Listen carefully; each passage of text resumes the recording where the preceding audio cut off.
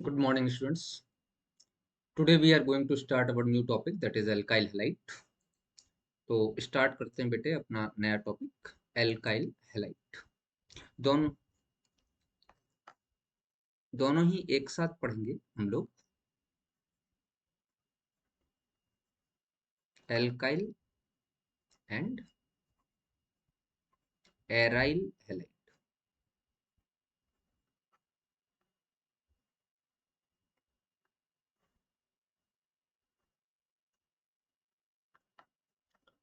Alkyl halide RX, aryl halide aromatic ring present है ARX। Chlorobenzene. सबसे पहले यहां पर हम लोग पढ़ने जा रहे हैं प्रिपरेशन मेथड।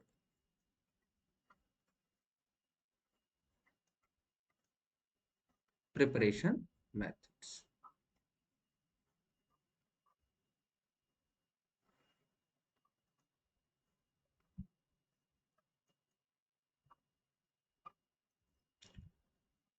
प्रिपरेशन मेथड्स में नंबर फर्स्ट है जिसकी हम लोग डीप स्टडी एल्केन्स में कर चुके हैं। From halogenation of alkanes. Alkanes का हेलोजिनेशन एक बहुत ही कॉमन रिएक्शन है इसमें, जिसका नाम है photochemical chlorination of methane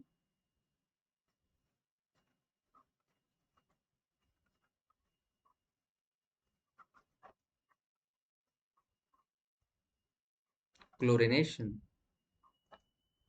of methane. Free radical substitution reaction है और पॉली सब्स्टिट्यूशन होता है। CH4 क्लोरीन के साथ इन प्रेजेंस ऑफ HNu बन जाएगा CH3Cl प्लस HCl। ये दोबारा क्लोरीन के साथ रिएक्ट कर जाएगा और मिथाइलिन क्लोराइड CH2Cl2। फिर ये दोबारा क्लोरीन के साथ रिएक्ट कर जाएगा। ये बेटा मैं जल्दी जल्दी इसलिए लिखाई दे रहा हूँ क्योंकि ये मैं आपको पहले ही डीपली पढ़ा चुका हूँ एल्केन्स में। तो क्लोरोफॉर्म बन जाएगा और लास्ट में दोबारा क्लोरीन के साथ जब रिएक्ट करेंगे तो it forms carbon tetra chloride. इस केस में मैंने स्पेशलिटी आप लोगों को मोनो हेलोजिनेशन के केस में बताई थी कि अगर हम मोनो हेलोजिनेशन करें तो वहां पर हमको ध्यान रखना पड़ेगा किस बात का, रीजियो सेलेक्टिविटी का। तो रीजियो सेलेक्टिविटी का हम ध्यान रखेंगे मोनो हेलोजिनेशन में। जरा ध्यान दीजिए, याद कीजिए, we are talking about mono halogenation. Hindi वाले बच्चों को भी समझ में आ रहा होगा क्योंकि इसमें मैंने ऐसा कुछ भी इंग्लिश नहीं लिखा है। फोटोकेमिकल क्लोरिनेशन हो रहा है मीथेन का। ये नॉर्मल रिएक्शन मैंने आप लोगों को एल्केन की प्रॉपर्टीज में पढ़ाई थी। अब अगर मैं यहां पर बात करूं कि मोनो हेलोजिनेशन, मोनो हेलोजिनेशन की अगर मैं बात करूं,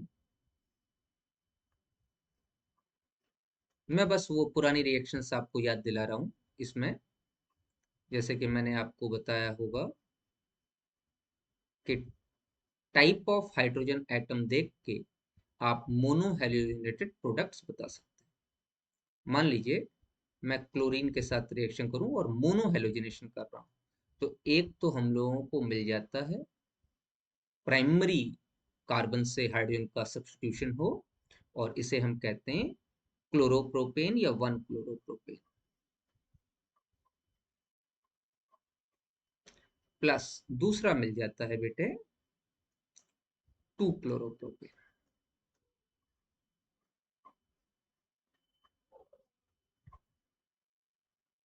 रीजियो सेलेक्टिविटी ऑर्डर के हिसाब से ये हमारा 45% ईल्ड देता है और यहाँ हमारी 55% ईल्ड होती है। दो ही तरीके के हाइड्रोजन एटम्स थे, ये तीन और ये तीन छह, ये छह प्राइमरी हाइड्रोजन एटम बिल्कुल एक तरीके के हैं, आइडेंटिकल हैं। तो इनसे जो है एक ही क्लोरीन निकलेगा। जबकि ये जो सेकंड वाला सेकेंडरी कार्बन है, ये दू इसका हाइड्रोजन जो है सेकेंडरी हाइड्रोजन है, और यहाँ से एक हाइड्रोजन सब्स्टिट्यूट होके एक क्लोरीन बन जाएगा। And these are the type of free radical substitution reaction, I can say that FR SR। ठीक है, ये पहला एग्जाम्पल आपका हो गया। अब कोई दूसरा एग्जाम, ये जो है ये रिएक्शन नंबर 1 का ए पार्ट है, और ये रिएक्शन नंबर 1 का बी पार्ट है। बी पार्ट का पहला एग्जाम्पल ये मैंने आपको नॉर्मल प्रोपेन का दे दिया। बी पार्ट का दूसरा एग्जाम्पल मतलब मोनोहेलोजिनेशन का दूसरा एग्जाम्पल, भाई अगर हम लोग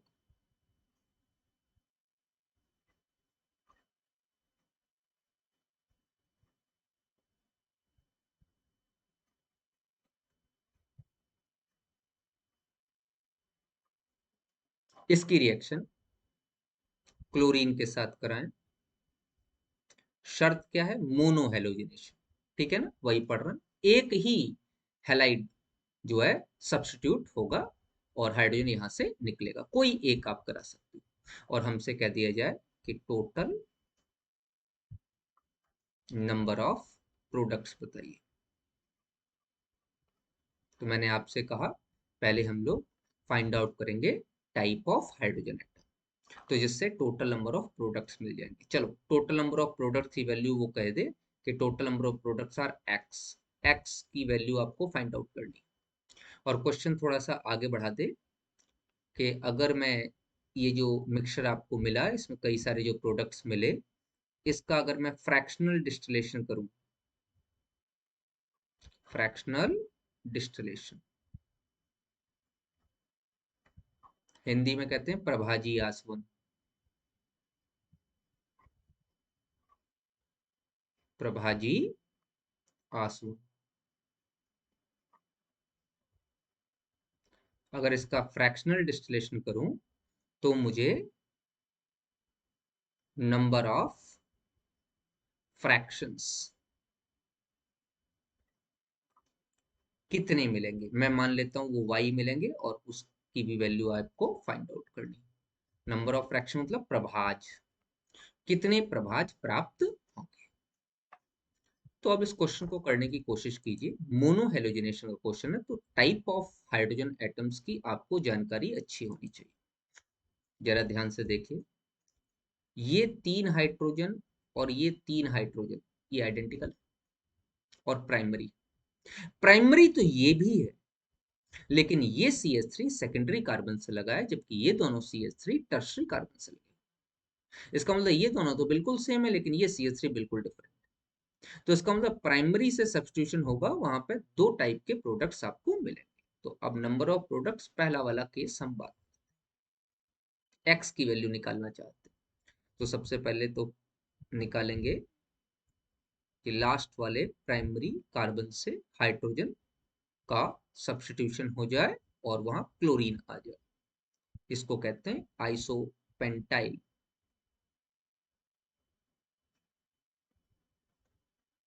क्लोराइड।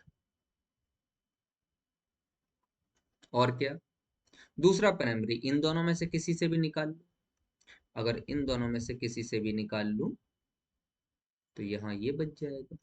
और एल्काइल ग्रुप्स में बच्चों, मैंने आप लोगों को पढ़ाया था कि इस ग्रुप का नाम होगा एक्टिव एमाइल। ये क्या कहलाएगा, तो इसका नाम क्या है, एक्टिव एमाइल क्लोराइड। ये हो जाएगा आइसोपेंटाइल क्लोराइड, और ये हो जाएगा एक्टिव अमाइल क्लोराइड। प्राइमरी वाले तो खत्म। और क्या हो जाएगा, अब सेकेंडरी वाले से हाइड्रोजन निकाला जा सकता है, वहां से भी सब्स्टिट्यूशन हो जाएगा। तो सेकेंडरी वाले से अगर मैं हाइड्रोजन निकालूं बेटे, तो मुझे यहाँ 2 क्लोरो 3 मिथाइल ब्यूटेन मिल जाएगा। ठीक है, और अगर मैं टर्शरी वाले से हाइड्रोजन निकालूं, तो बेटे टर्शरी वाले से भी एक हाइड्रोजन आसानी से, एक ही है उसके पास, निकल जाएगी। और यहाँ क्या CH2 CH3। तो अगर मुझे कहा जाए कि टोटल नंबर ऑफ प्रोडक्ट्स कितने मिले, तो अगर आपने बेटा थोड़ा भी ध्यान नहीं दिया और आपका ध्यान क्वेश्चन पे पूरी तरीके से कंसंट्रेटेड नहीं है, तो आपका आंसर आएगा 4। तो आप कहोगे सर आंसर तो 4 ही आ रहा है, आपने भी तो 4 ही निकाले। नहीं, मैंने आपको 4 नहीं बताए, ध्यान से देखिए। नंबर 1, अब ये जो एक्टिव अमाइल क्लोराइड है, इसमें इस कार्बन को देखिए, ये कार्बन किरल कार्बन। अब ये कार्बन किरल कार्बन है, तो यहां से मुझे 2 प्रोडक्ट मिलेंगे। एक प्रोडक्ट मिलेगा D4, तो ये प्रोडक्ट नंबर 2। एक प्रोडक्ट मिलेगा L4, ये प्रोडक्ट नंबर 3। इसी तरीके से इसमें आइए, इसमें तो कोई किरल कार्बन बन रहा है क्या? बिल्कुल बन रहा है। इसमें ये कार्बन किरल कार्बन है, तो यहां पर भी जो हमको प्रोडक्ट मिलेंगे वो 2 मिलेंगे। कौन से? एक इसका D4, एक इसका L4। ये एनेंशियोमर्स होंगे, तो ये बन गया 4, L फॉर्म बन गया 5। यहाँ पे तो कोई नहीं मिल रहा, नहीं, यहाँ पे इस कार्बन पे 2 2 CH लगे, तो कोई किरलिटी ऑब्जर्व नहीं हो रही, तो ये वाला बन गया 6। तो अगर हमसे पूछे टोटल नंबर ऑफ प्रोडक्ट, तो हमारा आंसर आ जाएगा x इज इक्वल टू 6। ये आंसर आ गया। अब कह रहा है कि अगर मैं इसका प्रभाजी आसवन कर दूं, फ्रैक्शनल डिस्टिलेशन कर दूं, तो आपको मैंने बताया था कि जब किरल जो है प्रोडक्ट्स बनते हैं, तो ये डी और एल क्या होते हैं? आपस में एक दूसरे के एनेंशियोमर, मतलब प्रतिबिंब समावयवी। समझ पाता कि ये डी और एल जो बनते हैं, वो आपस में एक दूसरे के क्या बनते हैं? एनेंशियोमर। तो जो ये वाले क्या बने आपस में? एनेंशियोमर। तो ये तो सेपरेट हो नहीं सकते, ये क्या है? एनेंशियोमर्स। क्या एनेंशियोमर सेपरेट हो सकते हैं? नहीं, एनेंशियोमर सेपरेट नहीं हो सकते। ये भी क्या बने? डी और एल, ये भी एनेंशियोमर्स हैं, प्रतिबिंब समावयवी। क्या ये सेपरेट हो सकते हैं फ्रैक्शनल डिस्टिलेशन से? नहीं, फ्रैक्शनल डिस्टिलेशन से इनका सेपरेशन पॉसिबल नहीं है। तो अगर फ्रैक्शनल डिस्टिलेशन से इनका सेपरेशन पॉसिबल नहीं है, तो अगर मैं, भाई क्वेश्चन तो यही था ना कि भाई इसका क्लोरिनेशन कर रहे हैं, तो पहला क्वेश्चन ये था कि टोटल नंबर ऑफ प्रोडक्ट्स, क्या पूछा था? टोटल नंबर ऑफ प्रोडक्ट्स बराबर x, और आपको x की वैल्यू निकालनी थी। और क्वेश्चन का सेकंड पार्ट क्या था? क्वेश्चन का सेकंड पार्ट का था कि ये जो आपको मिक्सचर मिला, ये जो आपको बहुत सारे प्रोडक्ट्स मिले, इनका अगर फ्रैक्शनल डिस्टिलेशन कर दिया जाए, क्या किया जाए? प्रभाजी आसवन, फ्रैक्शनल डिस्टिलेशन। क्या कहते हैं? प्रभाजी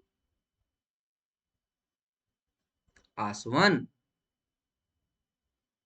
अगर इनका प्रभाजी आसवन कर दिया जाए, तो कितने प्रभाज प्राप्त होंगे? Number of fractions.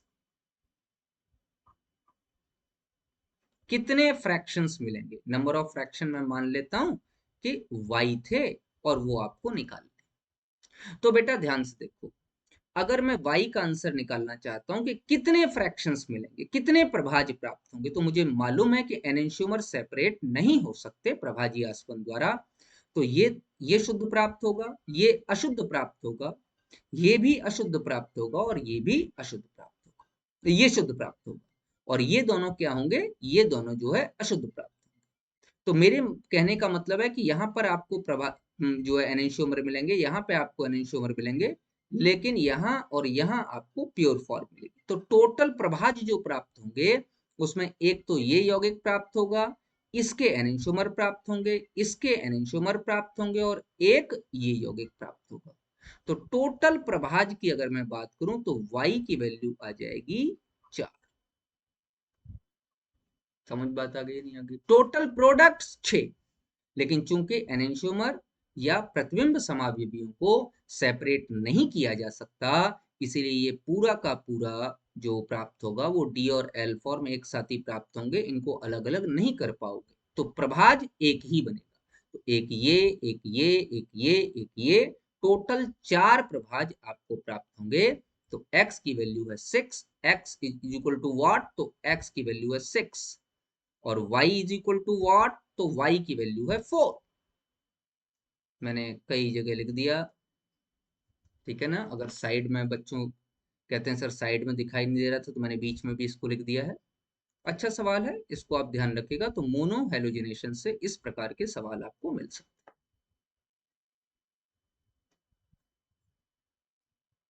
अब क्या है, मोनो हेलोजिनेशन का जो प्रोसेस है, उस प्रोसेस में मैंने भाई सेम यही हम लोग अगर ब्रोमीन की बात करें तो ब्रोमिनेशन भी कर सकते हैं, लेकिन हम लोग फ्लोरिनेशन नहीं कर सकते। आयोडिनेशन डायरेक्टली अगर करेंगे तो हमको कम मात्रा में उत्पाद प्राप्त होंगे। तो पहली बात तो कि एल्केनों का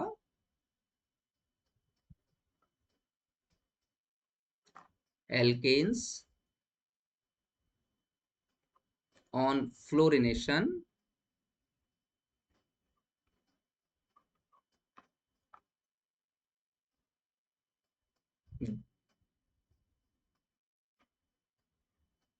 do not give फ्लोरोएल्केन्स।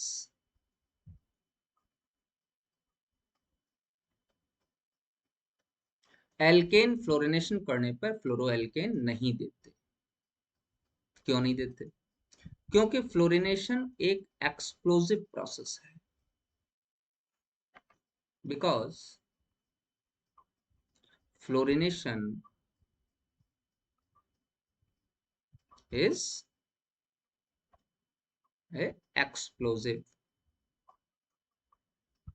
Process. Fluorination एक एक्सप्लोसिव प्रोसेस। तो हम लोग करते क्या हैं, पहले तो एक्सप्लोसिव करके दिखा देता हूँ। CH4 प्लस F2 अगर हमने किया तो क्या बन जाता है बेटा, CH3F प्लस HF, जो आप सोच रहे हैं।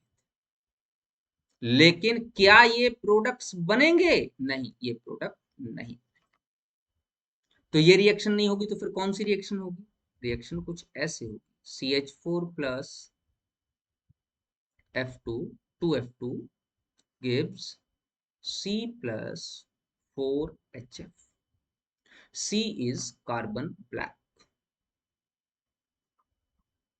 C कार्बन ब्लैक है और इसको प्रिंटिंग इंक कहा जाता है। प्रिंटिंग इंक कहा जाता है, मतलब राख प्राप्त होगी आपको, फ्लोरोएल्केन नहीं प्राप्त होगी। तो फ्लोरोएल्केन प्राप्त करने के लिए आप कौन सी रिएक्शन कराते हैं? Swarts. Swarts reaction.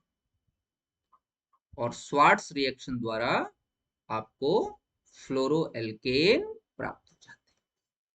Swarts reaction से हम लोग फ्लोरोएल्केन प्राप्त कर सकते हैं, फ्लोरोएल्केन बना सकते हैं। क्या करते हैं स्वार्ट्स रिएक्शन? कोई भी RFR, BR कोई भी हो, उसकी इनऑर्गेनिक फ्लोराइड जैसे AgF के साथ रिएक्शन कराई, ये बन जाएगा RF और साथ में बन जाएगा AgBr। RF क्या है? Alkyl fluoride. RF क्या है? Alkyl fluoride. तो RBr की हमने AgF के साथ रिएक्शन कराई, बन गया बेटा RF प्लस AgBr। इसीलिए स्वार्ट्स रिएक्शन को हम लोग हैलाइड एक्सचेंज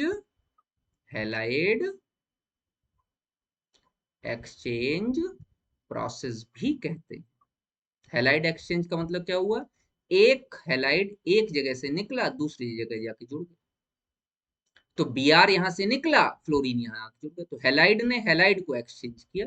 ये हैलाइड एक्सचेंज प्रोसेस कहलाता है और इससे हमको एल्किल फ्लोराइड प्राप्त हो जाते हैं। इससे एल्किल फ्लोराइड हम लोगों को मिल जाते हैं। तो स्वार्ट्स रिएक्शन द्वारा एल्किल फ्लोराइड बनाए जा सकते हैं। Swarts reaction is used to form alkyl fluorides. Alkyl fluorides बनाने के लिए स्वार्ट्स रिएक्शन का यूज किया जाएगा। अच्छा, आयोडीनेशन देखिए जरा ध्यान से।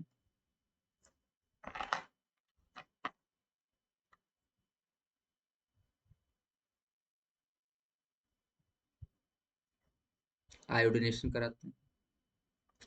Iodination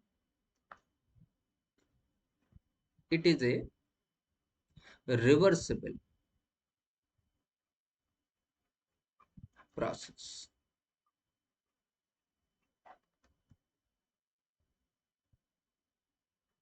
Hence, to get maximum yield,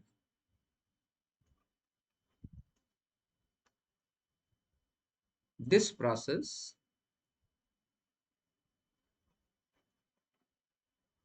is carried out with some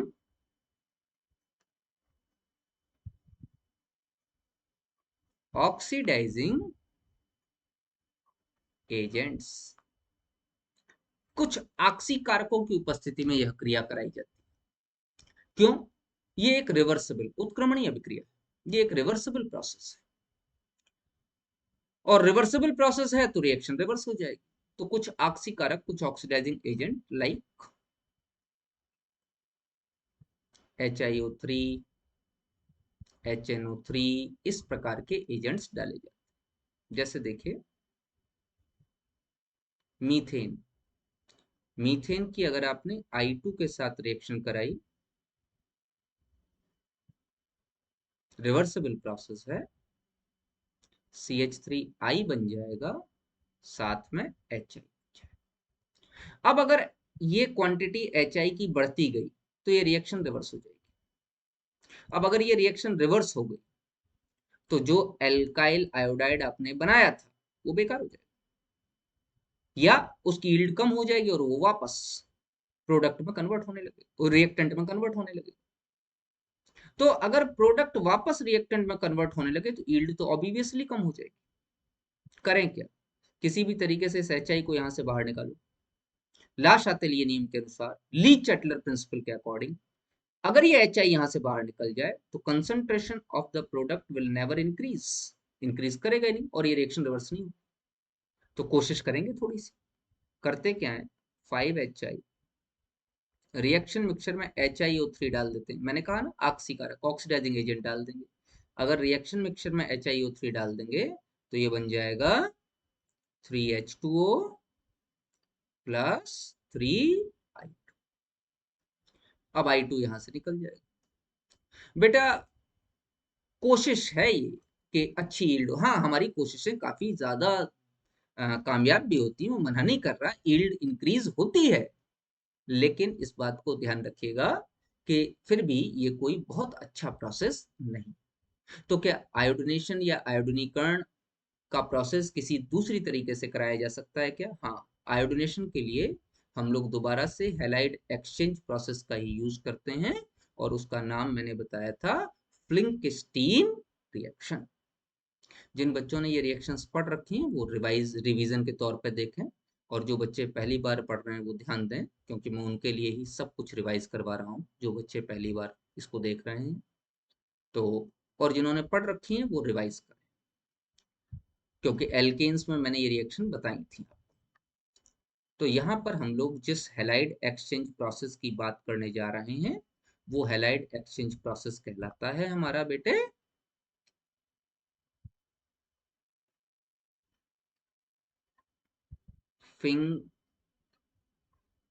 फिंकिलेस्टीन reaction.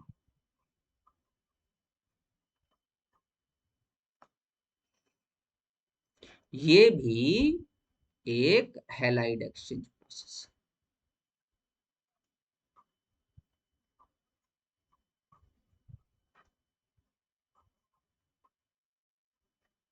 क्या करते हैं इस हैलाइड एक्सचेंज प्रोसेस में, ध्यान दीजिए। RBr इसकी NaI से रिएक्शन कराते हैं।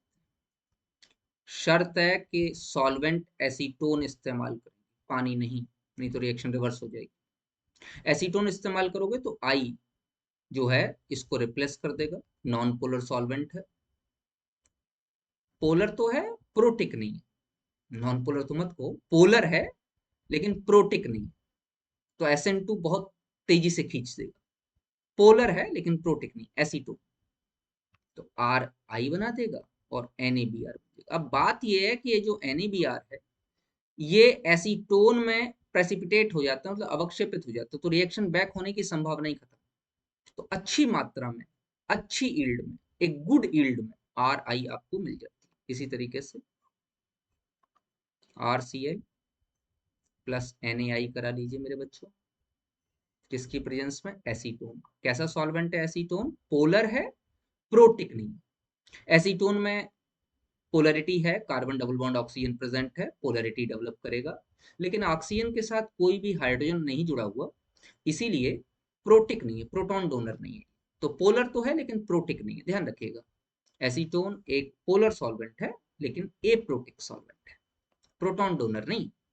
तो यहां पर क्या बना देगा? RI, और साथ में क्या निकाल देगा? NaCl। NaCl प्रेसिपिटेट हो जाता है, तो NaBr और NaCl जो होते हैं बेटे वो प्रेसिपिटेट हो जाते हैं एसीटोन में, इसलिए इस रिएक्शन से एल्काइल आयोडाइड हमको अच्छी क्वांटिटी में मिल जाती है। ये तरीके थे कि हम एल्केन्स के हेलोजिनेशन से कैसे एल्काइल हैलाइड बनाएंगे, और एल्केन के हेलोजिनेशन से हमने एल्काइल हैलाइड की फॉर्मेशन की। अब बेटे करना क्या है? सेकंड पार्ट है एल्कीन्स। मैं फिर बता रहा हूं, कुछ बच्चे एल्कीन्स पढ़ चुके हैं और कुछ नहीं पढ़े, तो जो पढ़ चुके हैं वो रिवाइज करें। फ्रॉम एल्कीन्स हम एल्काइल हैलाइड कैसे बनाएंगे, देखिए।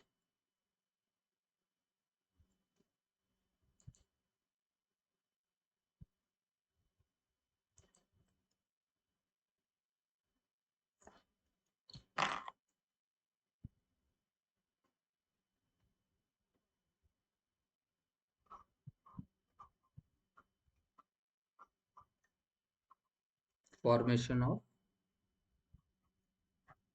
alkyl halides from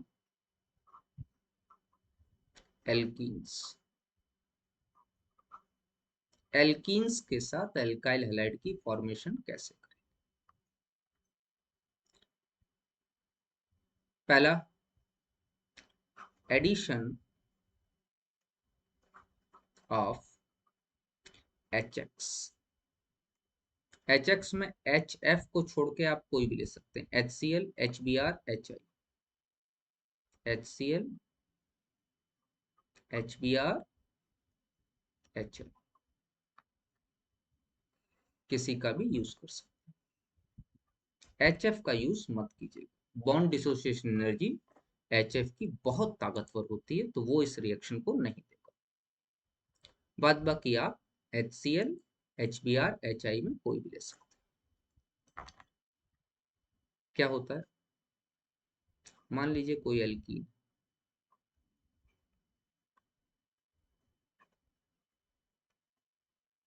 HCl के साथ आपने रिएक्शन करा, दो प्रोडक्ट बन सकते हैं, या तो अंदर वाले कार्बन पे क्लोरीन लग जाएगा और बाहर वाले पे हाइड्रोजन, या फिर बाहर वाले कार्बन पे क्लोरीन लग जाएगा और अंदर वाले पर हाइड्रोजन। इस प्रोडक्ट का नाम है मार्कोनिकॉफ प्रोडक्ट।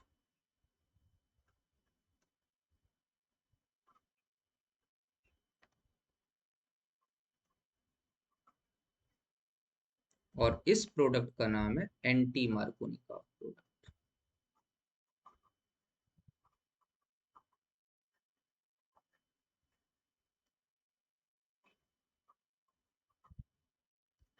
इस केस में मार्कोनिकॉफ प्रोडक्ट ज्यादा मात्रा में बनता है, मेजर।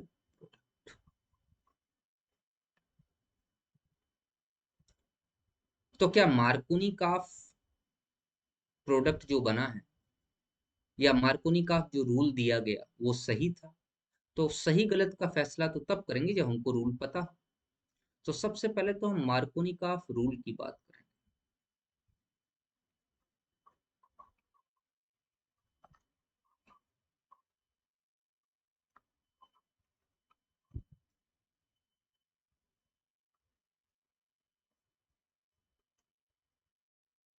मार्कोनिकॉफ ने कहा था अगर अनसिमेट्रिकल एल्कीन है तो जो जिसका जो एडिशन करा रहे हो उस एड का जो मोर नेगेटिव पार्ट है वो उस कार्बन एटम से जाकर जुड़ेगा जिसके पास कम नंबर में हाइड्रोजन एटम प्रेजेंट है। तो in case of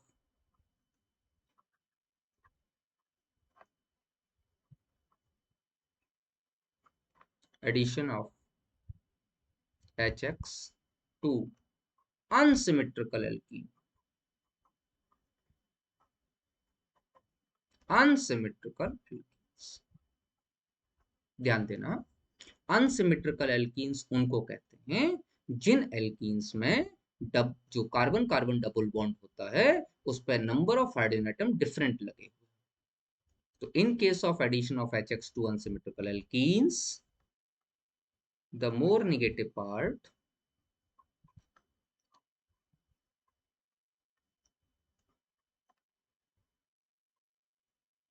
adds to that carbon atom of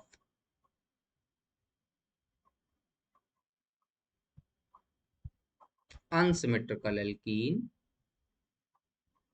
having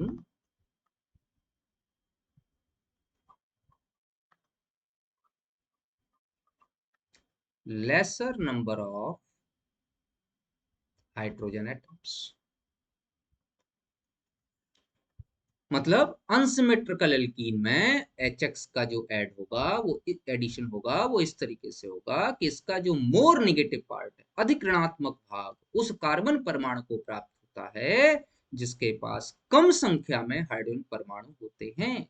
तो HCl का अधिक ऋणात्मक भाग Cl नेगेटिव है और CH डबल बॉन्ड CH2 में कार्बन एटम जिसके पास कम नंबर में हाइड्रोजन एटम है वो अंदर वाला CH है, तो यही मेजर क्वांटिटी में बनेगा, इसी को मार्कोनिकॉफ प्रोडक्ट कहा जाता है।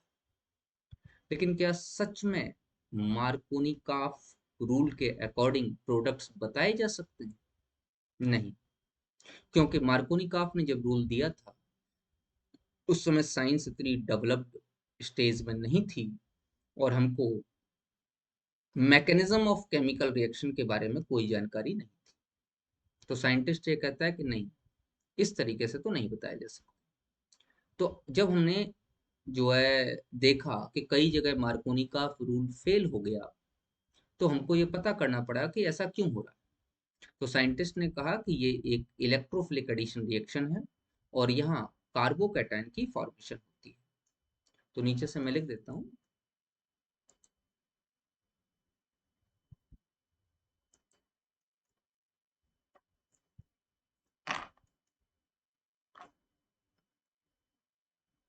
एक्चुअली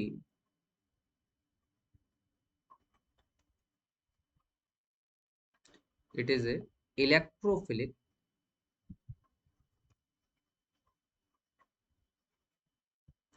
addition reaction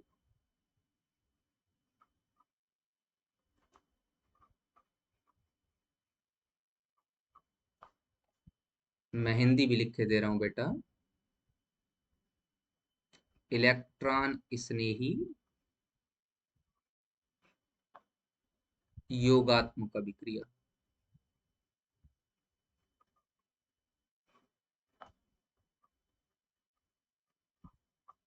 और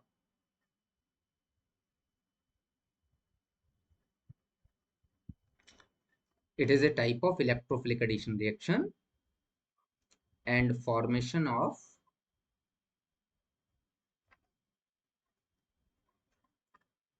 intermediate carbocation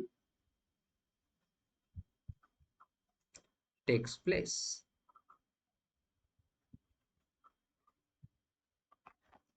इंटरमीडिएट कार्बोकैटायन बनता है, कार्बोकैटायन प्राप्त होता है।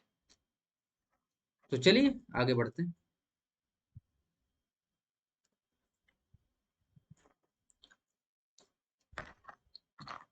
देखो बेटे, रिएक्शन कुछ इस तरीके से हो रही थी।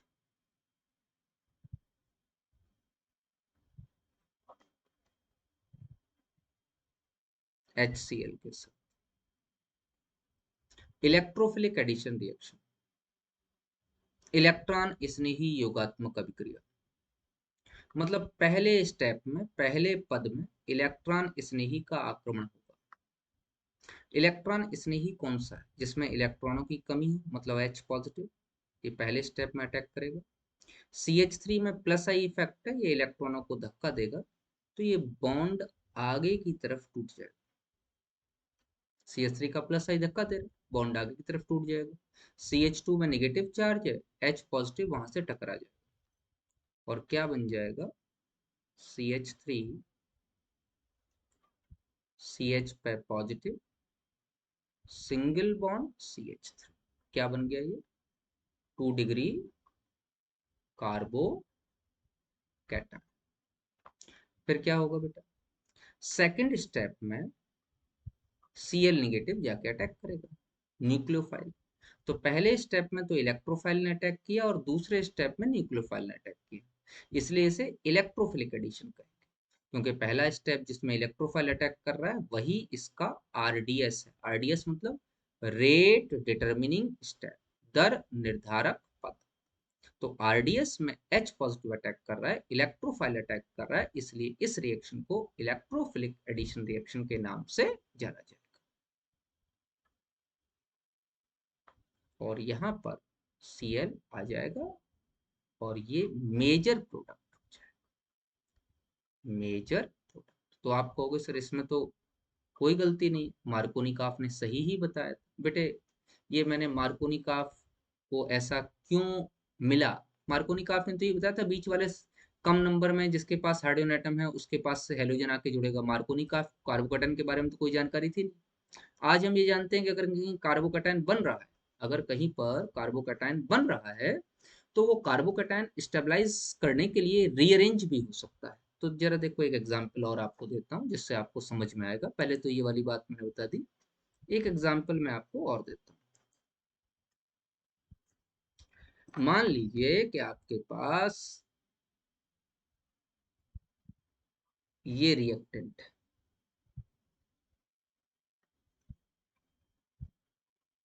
ठीक है, और आपने HBr का रिएक्शन कराया।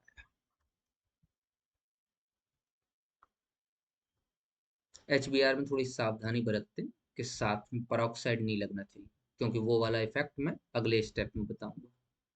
सिर्फ HBr, तो क्या होगा? देखो बेटा, ये बॉन्ड यहाँ से टूटेगा, क्योंकि अब तो मैकेनिज्म ही कराएंगे। सबसे पहले H पॉजिटिव का अटैक, इलेक्ट्रोफाइल का अटैक, निगेटिव वाले कार्बन से जाके लग जाएगा, और जो बनने वाला कार्बोकैटायन वो सेकेंडरी कार्बोकैटायन हो जाएगा। अब बात यह है कि यहाँ पर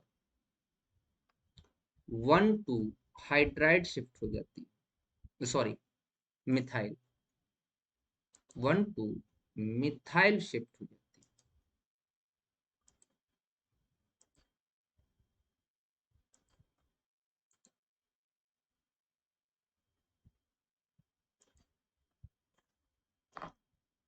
1,2 मिथाइल शिफ्ट हो जाती है। क्यों? जरा करके देखते हैं, आपको समझ में आएगा क्यों हुई। देखो ये वाला जो CH3 ग्रुप है बेटा, ये यहाँ से टूट जाएगा और CH3 पर निगेटिव आएगा, ये निगेटिव वाला इस कार्बन पे अटैक करेगा। जरा अटैक कराओ, क्या बना? इस कार्बन पे पॉजिटिव आ गया और इस CH पे CH3 आ गया, और यहाँ तो CH3 पहले से था। भैया ये सेकेंडरी कार्बोकैटायन था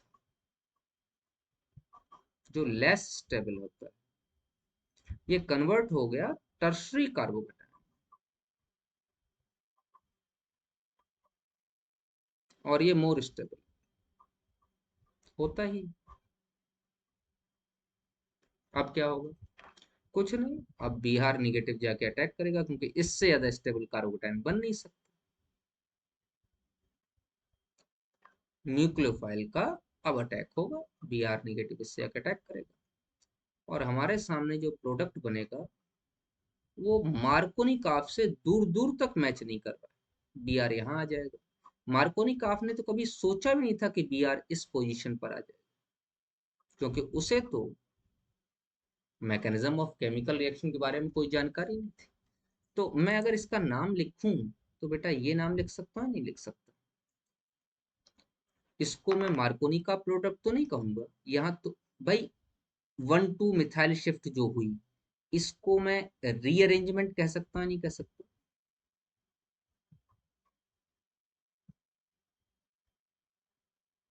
रीअरेंजमेंट, या हिंदी में कह सकता हूँ पुनर्विन्यास।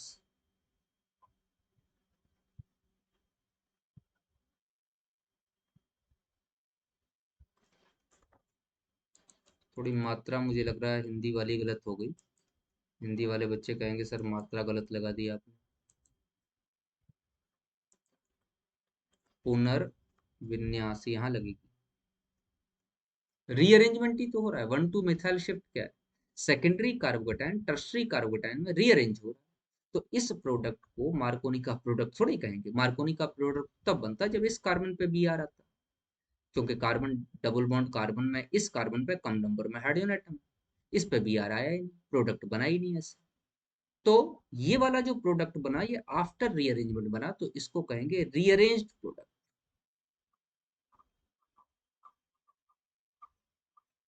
रीअरेंज्ड प्रोडक्ट, पुनर्विन्यासित उत्पाद। तो बात यह है कि अगर कार्बोकैटायन बीच में बन रहा है तो वहां पे उसका रीअरेंजमेंट भी पॉसिबल है, तो वहां पे रीअरेंजमेंट हो सकता है, इस बात को ध्यान रखा जाएगा। एक एग्जांपल और,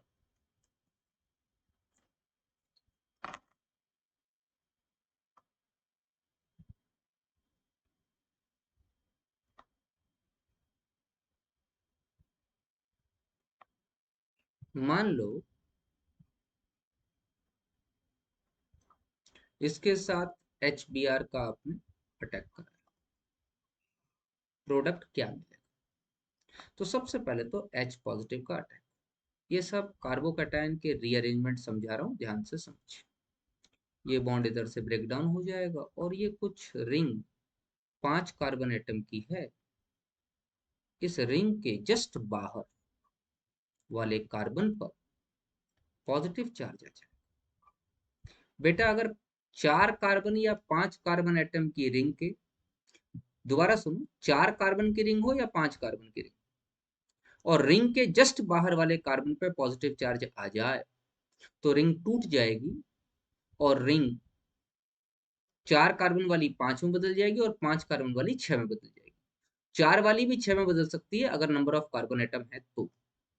वैसे 4 वाली को 5 में, 5 वाली को 6 में बदल दो, रिंग बड़ी हो जाएगी, और इसका नाम है रिंग एक्सपेंशन मैकेनिज्म।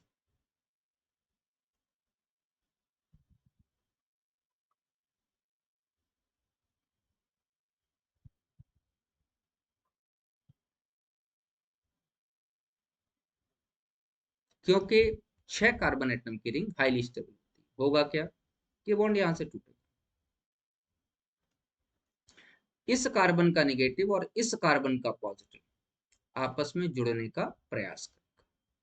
तो जरा जोड़ो बेटा, क्या बन गया? 6 कार्बन की रिंग बन गई है हमारे पास, बन गई। ये वाला भी इसमें जुड़ गया, इस कार्बन पे पॉजिटिव था और इस पर CH3, तो जिससे जुड़ा उस पर तो CH3 लगा हुआ, और रिंग का जो पार्ट टूटा था तो एक वाला पार्ट तो इस CH से जुड़ गया और एक पार्ट पे पॉजिटिव आ गया। अब ये दोबारा से सेकेंडरी कार्बोकेटाइन।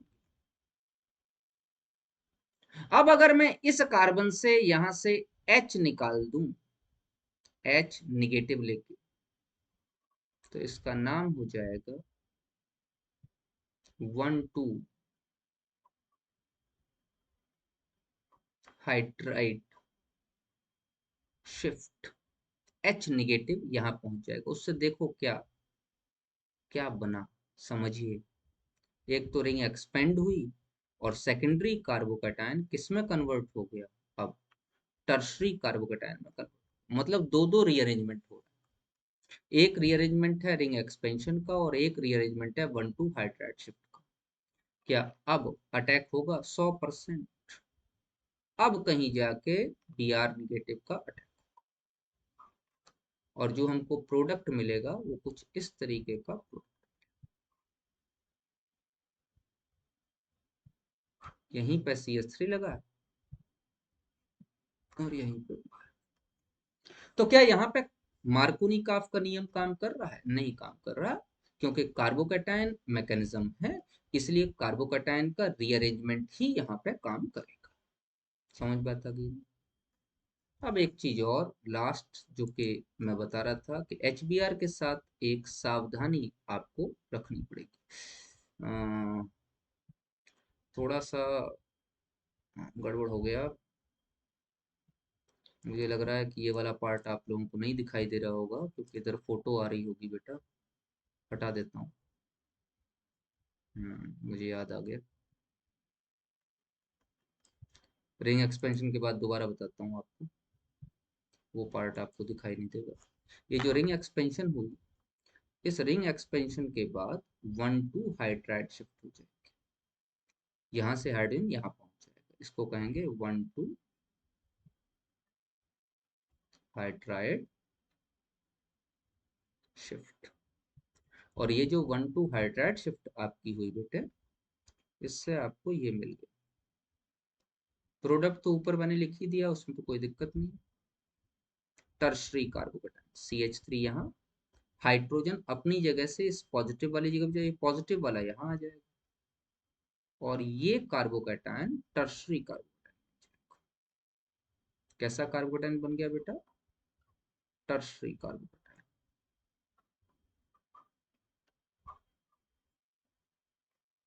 अब ये जो टर्शरी कार्बोकैटायन बना, इससे Br negative attack,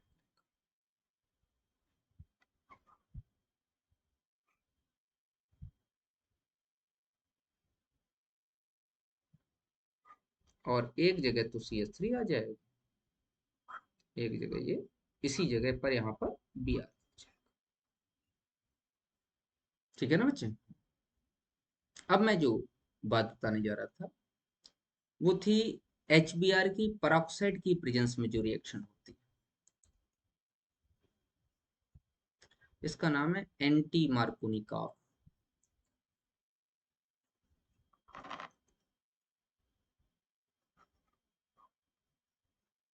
anti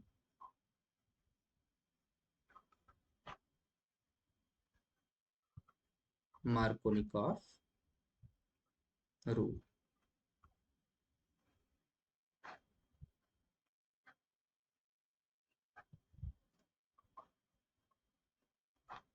In case of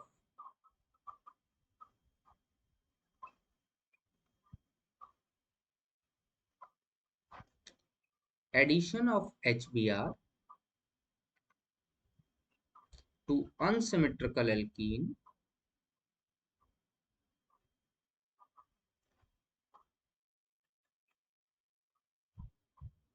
in presence of peroxide, in presence of peroxide,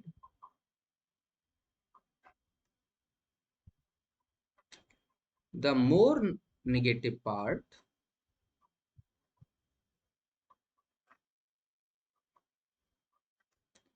adds to that carbon atom having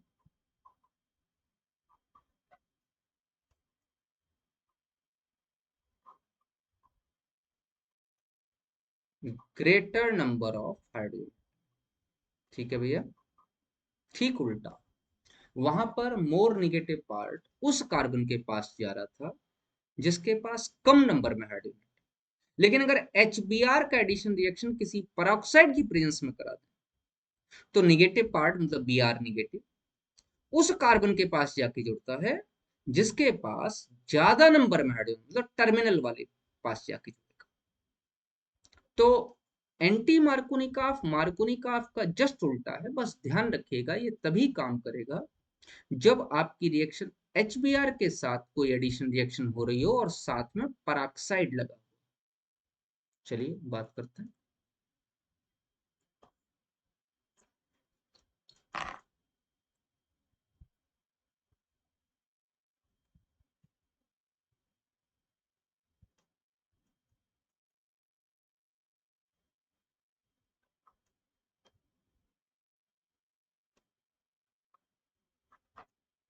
आप HBr के साथ रिएक्शन कराने जा रहे हैं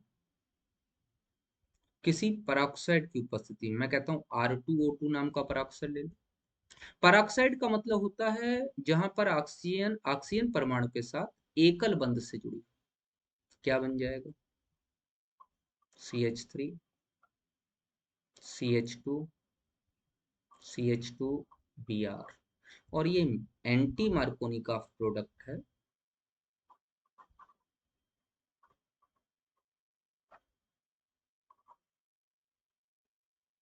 एंटी मार्कोनिकॉफ प्रोडक्ट, और यही प्रोडक्ट हमारा मेजर अमाउंट में।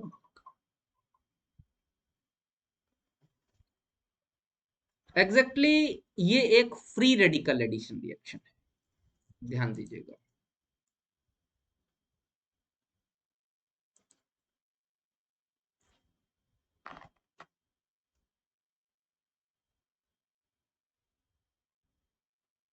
It is free radical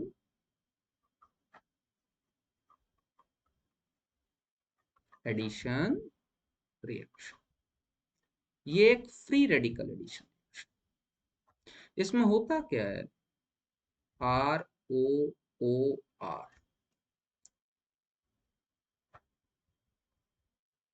homolytic bond cleavage, सम्मांश बंध विदलन, होमोलिसिस।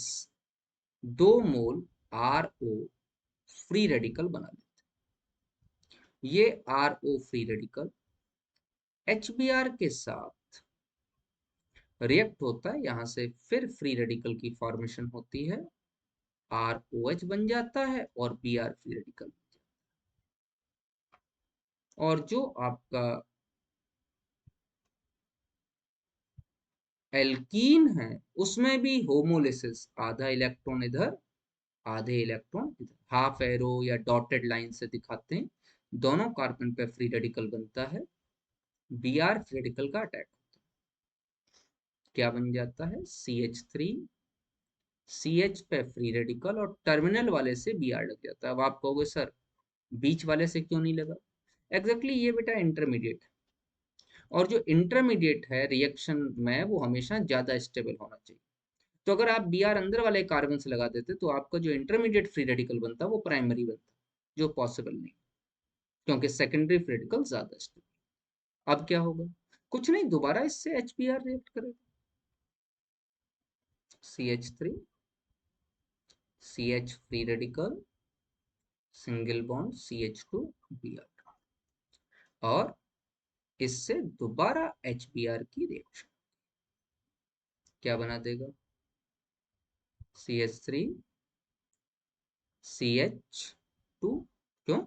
ये फिर होमोलिटिक बॉन्ड के लिए H फ्री रेडिकल जाके अंदर वाले पे जुड़ जाएगा, क्योंकि उसकी मोबिलिटी ज्यादा होगी, और बच क्या जाएगा? Br फ्री रेडिकल बच जाएगा। और लास्ट में टर्मिनेशन स्टेप तो आप जानते हो, जितने भी फ्री रेडिकल आपस में बचे वो आपस में रिएक्ट कर लेंगे, लेकिन उस स्टेप का कोई मतलब। तो मैकेनिज्म यहाँ पे जो हो रही है वो फ्री रेडिकल एडिशन रिएक्शन, मुक्त मूलक योगात्मक अभिक्रिया। मुक्त मूलक योगात्मक अभिक्रिया।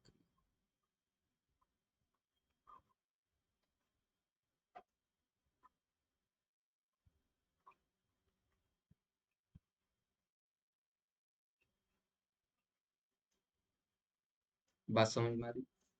दोबारा देखिए, ये पेरोक्साइड था, ROOR, हीट की प्रेजेंस में या सनलाइट की प्रेजेंस में किसी भी प्रेजेंस में आप HNO की प्रेजेंस दिखा सकते हैं, आप हीट की प्रेजेंस दिखा सकते हैं।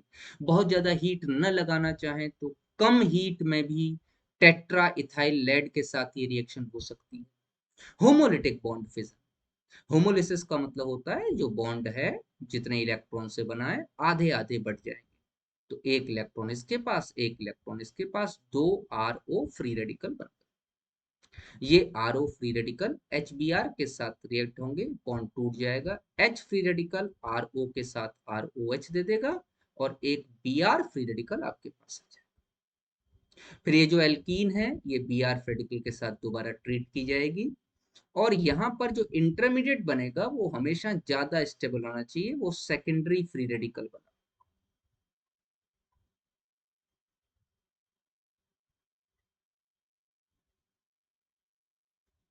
उसकी फिर दोबारा HBr से रिएक्शन करेंगे, H फ्री रेडिकल जो है ज्यादा मोबाइल है, हल्का है, जल्दी रिएक्ट कर लेगा, Br फ्री रेडिकल बच जाएगा और जितने भी फ्री रेडिकल बचे रहेंगे वो अंत में जाके एक रिएक्शन कर लेंगे, दैट इज द टर्मिनेशन या समापन।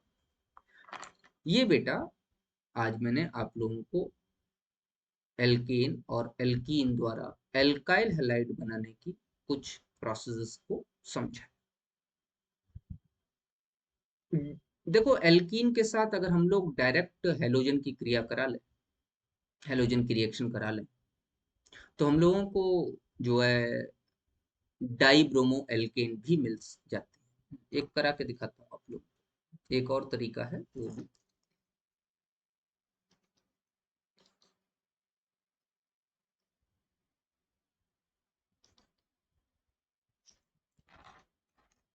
जैसे मैं एग्जांपल ले लूं, addition of Br2 to alkenes, लेकिन वो डाई ब्रोमो मिले, विस डाई हैलाइड्स। जैसे आप CH2 डबल बॉन्ड CH2 की रिएक्शन कराइए Br2 के साथ इन प्रेजेंस ऑफ CCl4, क्या बन जाएगा आपके पास, बॉन्ड टूट जाएगा, डाई ब्रोमो एल्केन्स आपको मिल जाएगा। और ये विस डाई हैलाइड आपको मिल जाएगा। इस केस में मैंने एक चीज और आप लोगों को बताई थी कि बेटे अगर गलती से आपने ब्रोमीन वाटर का यूज कर दिया, CCl4 की जगह वाटर ले लिया, ब्रोमीन वाटर का यूज कर दिया, तो आपको दो प्रोडक्ट मिलेंगे।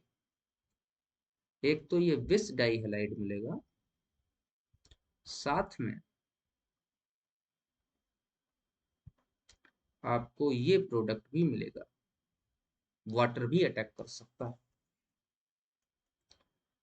ब्रोमीन वाटर एक ब्राउन रंग का सब्सटेंस है और अनसेचुरेशन के साथ ये रिएक्शन करके अपना डीकलराइजेशन शो करता है। तो ये एक टेस्ट भी है अनसेचुरेशन का। ब्रोमीन वाटर खुद में कैसा होता है, brown colour.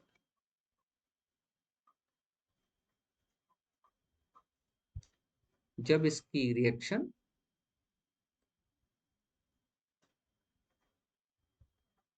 reacts with unsaturation, double bond triple bond इनके साथ रिएक्शन कर ले, तो ये bromine water become colourless.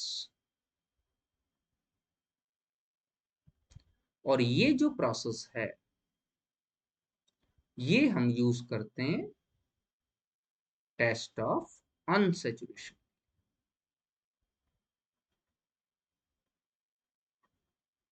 Unsaturation के लिए इसी टेस्ट का इस्तेमाल। तो ध्यान रखिएगा ब्रोमीन की CCl4 के साथ विस डाइहाइलाइड बन जाएगा, लेकिन अगर आप ब्रोमीन वाटर के साथ रिएक्शन करा रहे हैं तो आपके पास OH वाला भी पार्ट बच जाएगा। ये जनरल मेथड थे जिनसे कि हम लोगों ने जो है एल्काइल हैलाइड की फॉर्मेशन कर सकते हैं। नेक्स्ट क्लास में इसके आगे के कुछ मेथड्स के बारे में और भी डिस्कस करें। ठीक है, आज की क्लास यहीं स्टॉप करें। घर बैठिए, खुश रहिए और लगातार मेहनत करते रहिए।